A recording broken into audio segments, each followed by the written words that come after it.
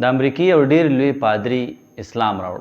د دې پادری د اسلام راوړلو وجه څه وه؟ دا پادری داسې و چې دته به عیسایان راتلل، دنه به خپل عیسایت زده کو.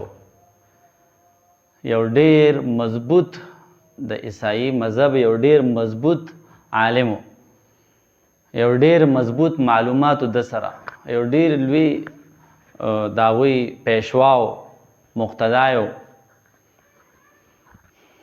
خو ده به د اسلام مطالعه کوله، د قرآن مجید مطالعه به کوله، د احادیث مبارکو مطالعه به کوله، د اسلام مطالعه به کوله چې په هغې سره د اسلام حقانیت د په زړه کې هغه ورو ورو وردننه کېدو تر دې چې د آخره کې اسلام راوړو. او کومه کلیسه کې چې به د عیسایت مذهب خورو او د عیسایت مذهب به خلکو ته ښودو، هغه کلیسې پرېښوده او د مسلمانانو یو جومات ته لاړو. مذهب اسلام یو کامل مکمل او یو برحق دین دی. کم کس چې په دنیا کې په دې دین باندې خپله زندگی تیره کړه، آخرت به کامیابي. او کم کس چې په دنیا کې په دې دین خپله زندگی نه تیرې، د هغه آخرت ناکامه دی. او که په دنیا کې ډیر د خیر او د ښېګړې کارونه وکړي، نو آخرت کې به ورته ثواب نه میلاویږي.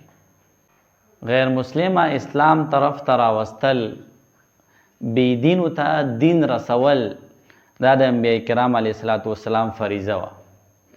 نبی به راتلو دې دپاره. اوس چونکې انبیاء کرام علیه الصلاة والسلام هغه سلسله ختمه شوې ده، نو انشاءالله مونږ مسلمانان به محنت کوو، کوشش به کوو، په خپل منځ کې به هم محنت کوو چې زمونږ دا دین زمونږ په ژوند کې راشي، زمونږ په بچو کې راشي، زمونږ په چم گاونډ کې راشي، زمونږ په نوجوانانو کې راشي، زمونږ په نارینه او زنانو کې دا دین راشي. په خپله به هم په ځان باندې محنت کوو. او انشاءالله کم کافران چې په بهر ملکونو کې دي، هغوی طرف ته به هم انشاءالله د تلو کوشش کوو او هغوی ته به دا دین رسو که په هره طریقه باندې.